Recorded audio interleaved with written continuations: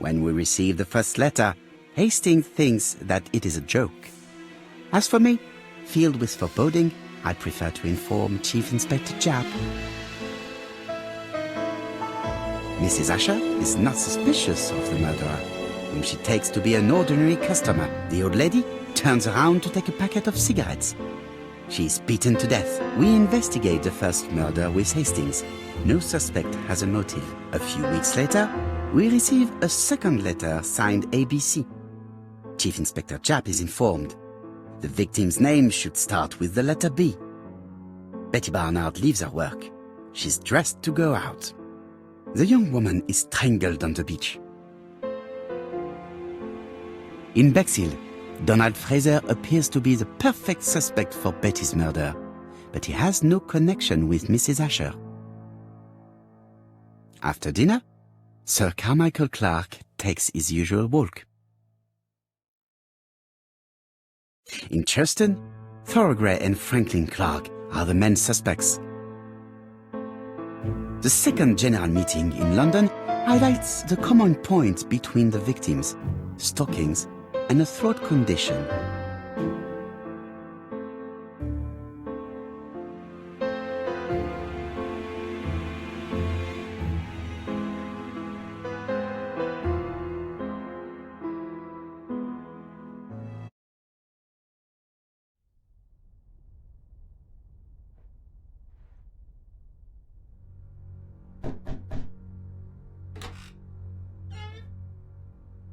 Are you leaving, Mr. Cust?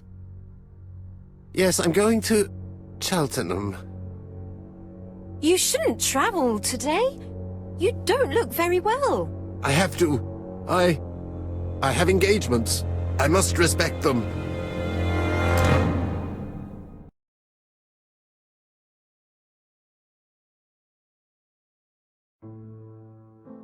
Can you get the post, Hastings? And why don't you go and get it yourself? Très bien. What's going on? I've never known Hastings to be so disagreeable.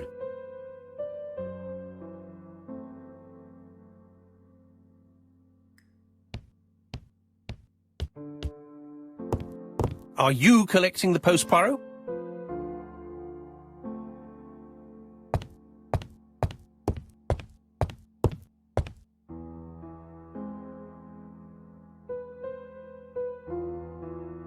Poor Mr. Poirot. I'm quite sorry for you. If at first you don't succeed, try again. We've a long way to go still. Tipperary? No, that comes later. Letter T. The next little incident will take place in Doncaster on September 11th. So long, ABC. I should compare this letter with the one on my desk which I received earlier to see if it does indeed come from the same person.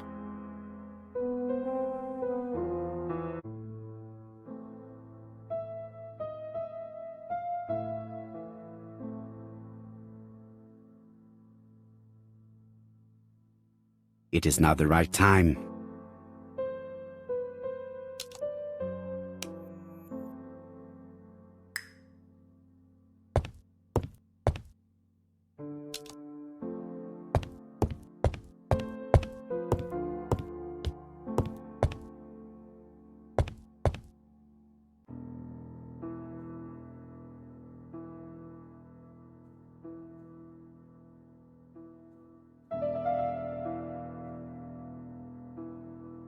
Let us examine this more closely. Certain characters in the two letters may have similar defects. Yes, this I is weird. Yes, the I characters in the two letters do indeed have the same defects. I have to find some other similar defects to confirm my theory. Yes, the A appears to be quite unusual. That's right. The A characters in the two letters do indeed have the same defects. I have to find some other similar defects to confirm my theory. The W is not printed properly. Of course, the W characters in the two letters do indeed have the same defects. My theory was right. These two letters were written with the same typewriter. Hastings, he strikes tomorrow.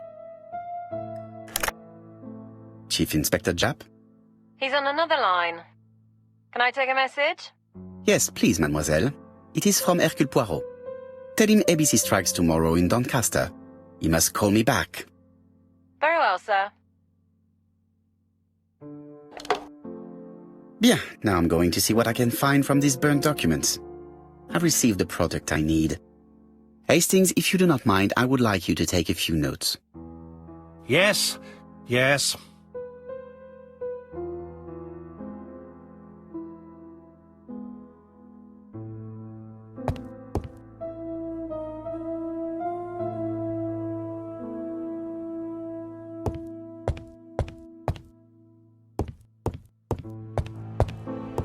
So, how are you getting on?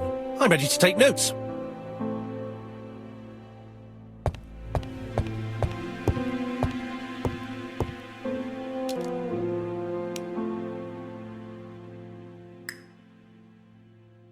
Now, down to work.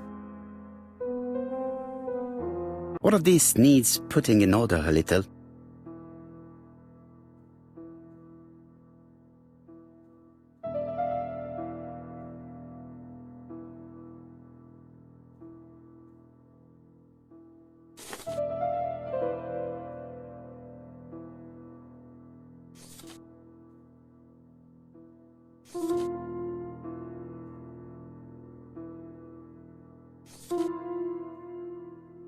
This page is finished. That's done. 3 more to go.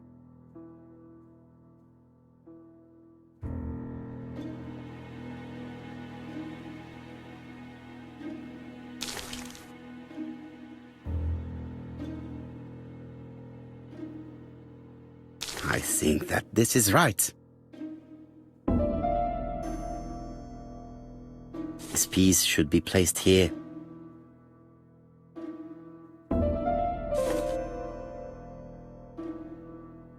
This page is finished. And that's 2 done. It's easier than I thought.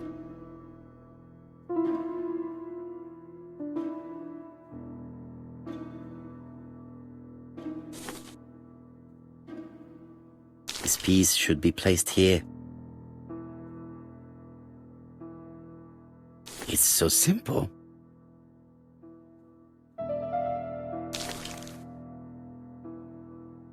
This page is finished. Only 1 more. Keep going.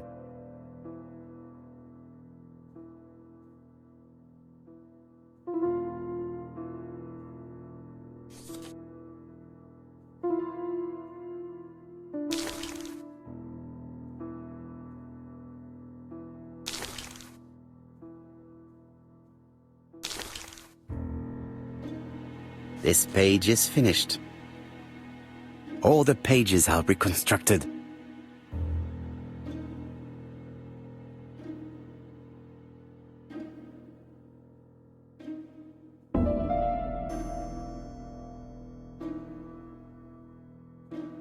All the pages are reconstructed.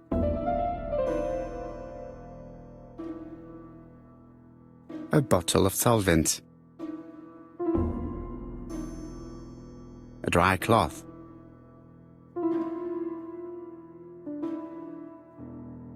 A bottle of solvent.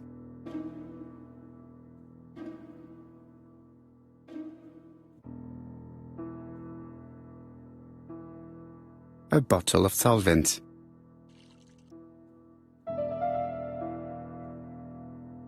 The cloth is now soaked with solvent.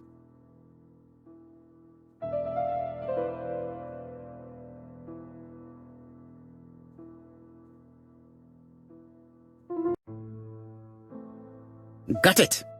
Make a note, Hastings, make a note. Mrs. Alice Asher, shop owner in Andover. Tracheitis, hemoptysis, prescribed laudanum. I got it. Look! Poirot, where on earth did you find these files? On a fire at the bottom of the garden at campsite. All right, but where did the person who burned them find them?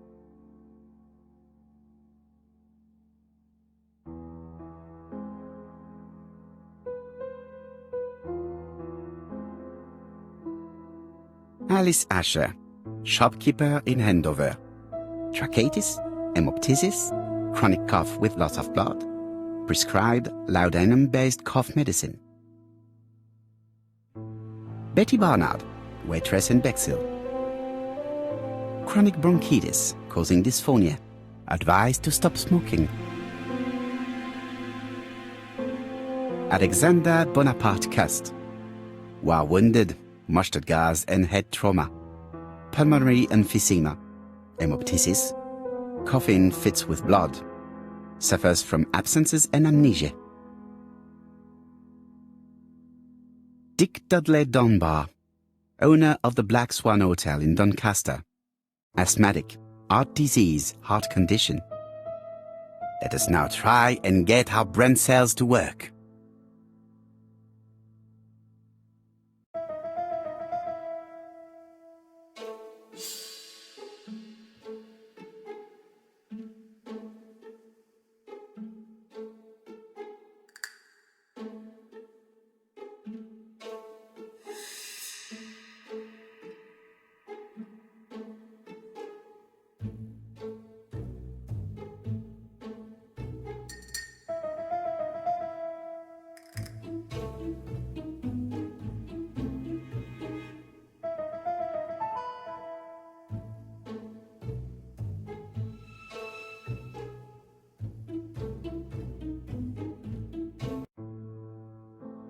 The burned documents are medical records, and without a doubt they come from Clark's archives.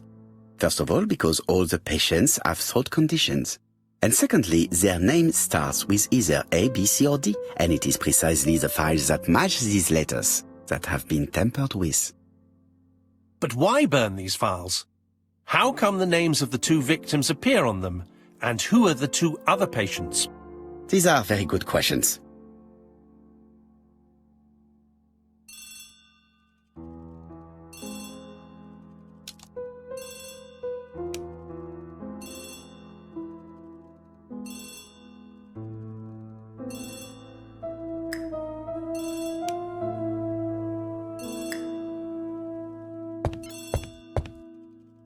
Why are you not answering, Poirot? It's probably for you.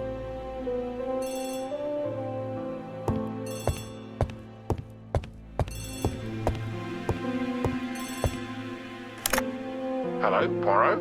Any news, Chief Inspector? You wanted a stocking seller? We have one. Reported by his landlady, who thought he was behaving suspiciously.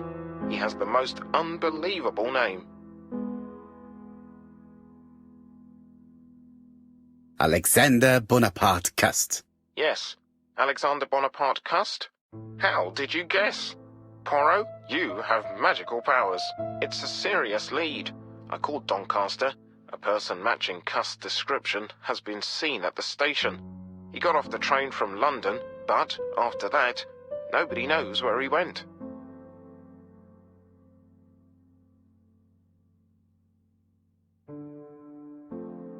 Look for him at the Black Swan Hotel. What?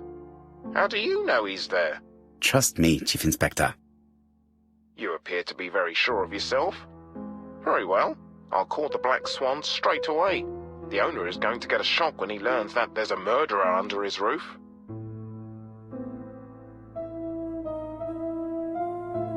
Chief Inspector, I would rather call myself. As you wish. Please go ahead. Hello, the Black Swan. Hercule Poirot here. May I speak to the owner? Speaking. Dick Dudley Dunbar. How can I help you? Is there Mr. Cust among your guests? He arrived today. Shall I call him for you?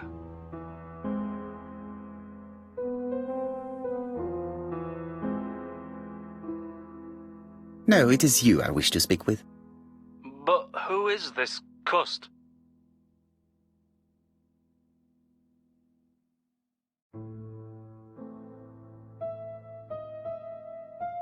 A crook.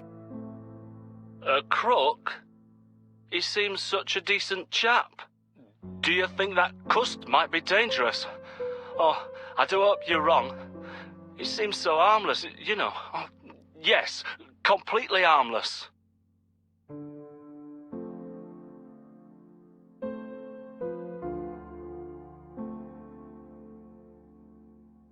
We must not overestimate the danger. After all, we are not absolutely sure he is guilty. What should I do?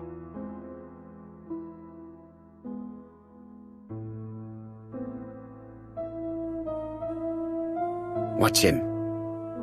If he leaves the hotel, watch where he is heading. I'll call the police in Doncaster immediately. When they arrive, keep out of the way. Oh, indeed. I shall keep out of the way. I have a bad heart, you see, and a big shot could kill me. Thank you for having warned me. Hello, Poirot. We have some good news. The police in Doncaster have caught our man at the Black Swan Hotel. They're sending him here by train. While we're waiting to question Cust, we could search his room in London. Where does he live? The Marbury Guest House? I'll see you there. Yes, but start without me. First of all, I have to sort out a few details for Cust's transfer. I understand. À bientôt. Hastings, we are making good progress. Please go and search the room of our number 1 suspect. With pleasure. I did have a dentist appointment, but I'll cancel. The dentist. So that is why you were so nervous and bad-tempered. A visit to the dentist is never an enjoyable prospect. But an unavoidable one. Go to your appointment, Hastings. I will manage on my own.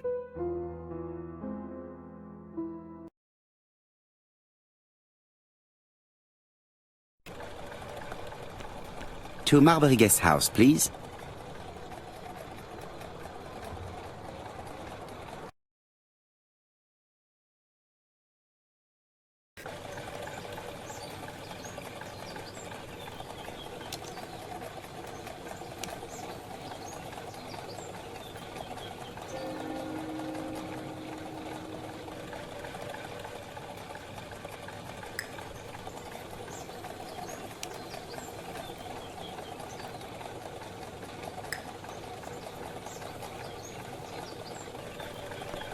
Marbury. There is a very pretty village by this name, in Cheshire.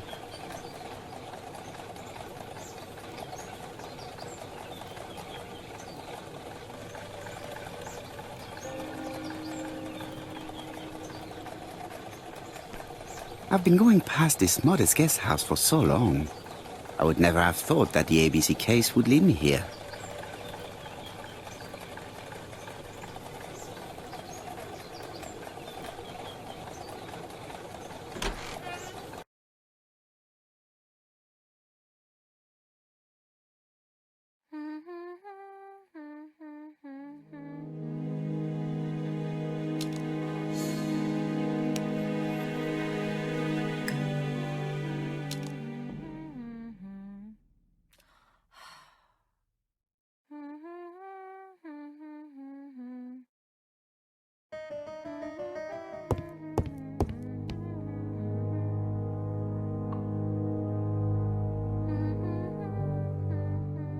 It looks like I've found the real master of this house.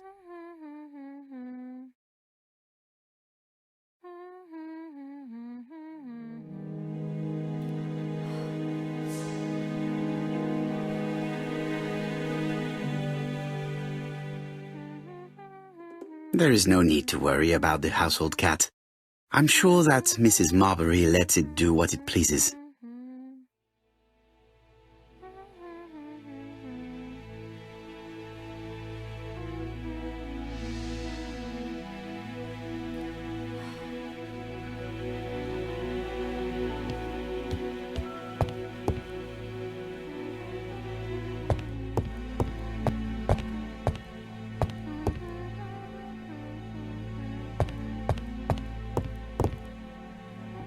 It is a very beautiful piano.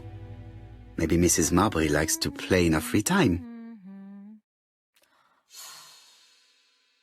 It is a very beautiful piano. Maybe Mrs. Marbury likes to play in her free time.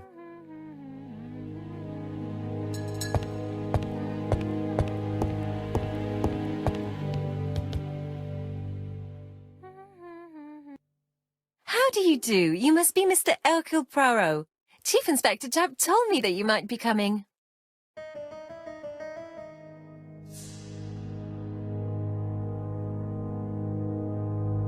Madame, you may be of valuable help to me. It would be my pleasure to help you. Will there be some journalists there as well? I think you might even be interviewed. You are key witness. I've suspected him for some time, but he appeared so harmless. Oh yes, sometimes he got angry and waved his arms about. But even then, he wasn't frightening. And he was as gentle as a lamb again immediately afterwards.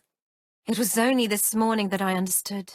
He told me he was going to Cheltenham, but my daughter saw him at Euston Station. It's not the right station. To get to Cheltenham, you have to take the train from Paddington. And what's more, Mr. Cuss left behind an ABC with Doncaster underlined. As you can imagine, when I saw that, I called Scotland Yard.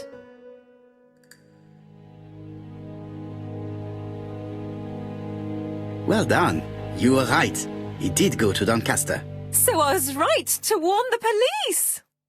Tell me, did you have any other reason to suspect Mr. Cust? Well, he's odd. Sometimes he coughs really loudly and complains that his throat is burning, and sometimes he talks to himself and stares into space. He told me that it was because of a wound he got in the wall. His head hasn't been quite right since, he said. And then he was in Churston when that millionaire got murdered. I found his train ticket when I washed his coat. He didn't want me to wash his shirt. He washed it himself. But I did see big brown stains on it.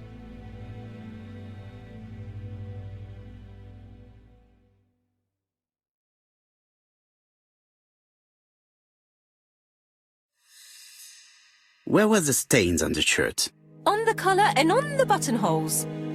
Cut used to travel for his work. Is that correct? Oh, it wasn't for pleasure. He was always unwell on trains. But he had to sell his stockings around England. I have to respect my engagements, he used to say. Do you know where Cust was at the time of the murder in Andover and Bexhill? On June the 21st and July the 25th? No, I don't know. That was a while ago, you know. But surely you keep a register. It won't do you much good. Mr. Cuss rents his room for the year. If he goes away for a few days, I have no reason to make a note of it. Ah! I remember one thing. Bexhill's by the sea, right? Indeed, it is a large seaside resort. Well, as it happens, at the start of July, Mr. Cuss asked me to repair his bathing dress. Suspicious, huh?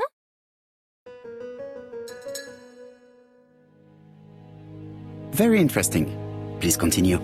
I also forgot to say that he started buying newspapers that talked about the case.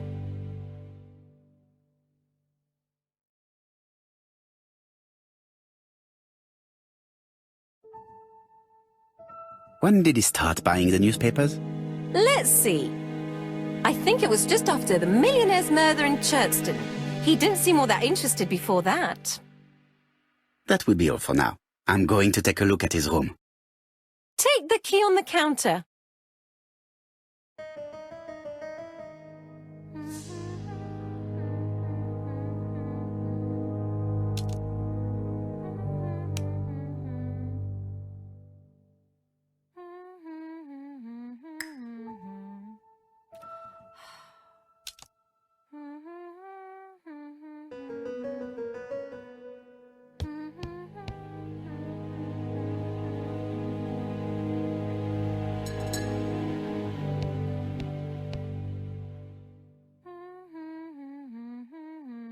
I don't think my register will help you.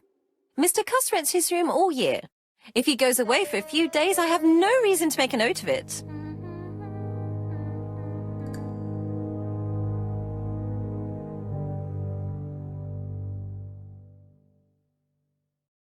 The truth is becoming apparent, and I have something to say to Mrs. Marbury.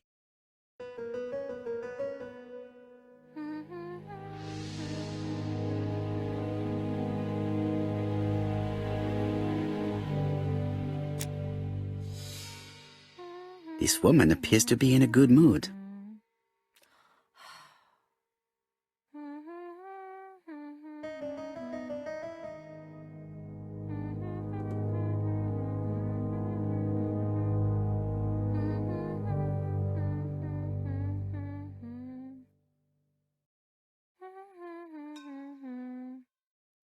I really would like to help, but I think I've said all I have to say.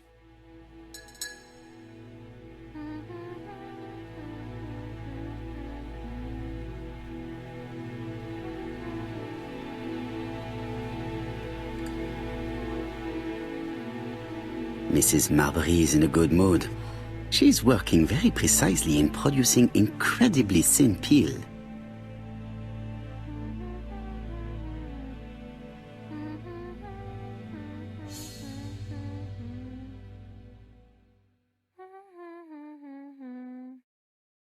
I have something to say to Mrs. Marbury.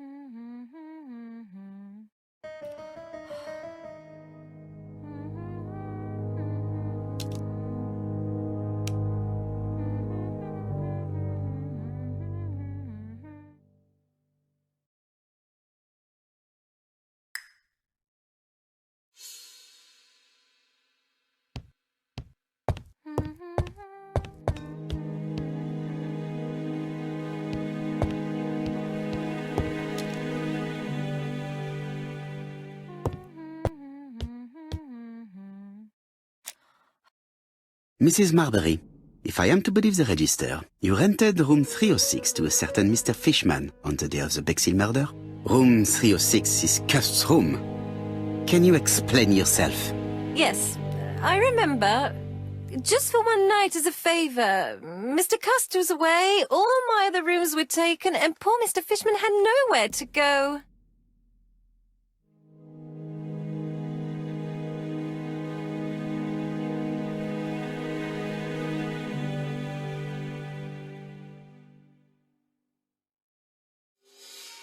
You rented the same room to two people. Very profitable, but quite illegal. But I didn't harm anyone. I was only helping everybody out.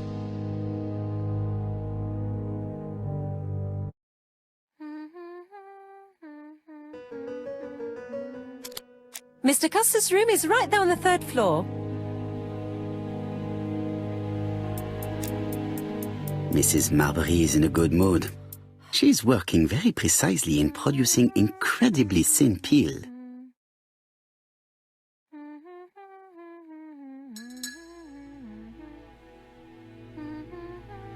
Mr. Custer's room is right there on the 3rd floor.